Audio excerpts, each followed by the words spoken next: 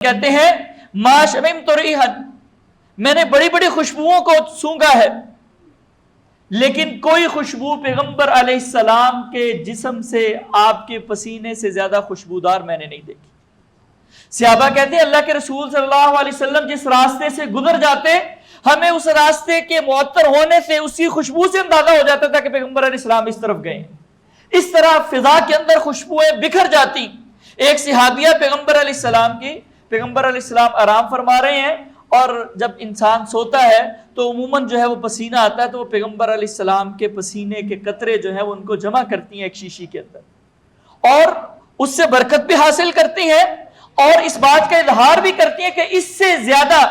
خوشبو والی کوئی اور چیز نہیں ہو سکتی۔ ہم اگر اپنی خوشبو کو مزید اچھا بنانا چاہتے ہیں، اور معطر بنانا چاہتے ہیں، اور زیادہ خوبصورت بنانا چاہتے ہیں، تو ہم اس میں پیغمبر علیہ السلام کے پسینے کے کچھ قطرے ڈال دیتے ہیں۔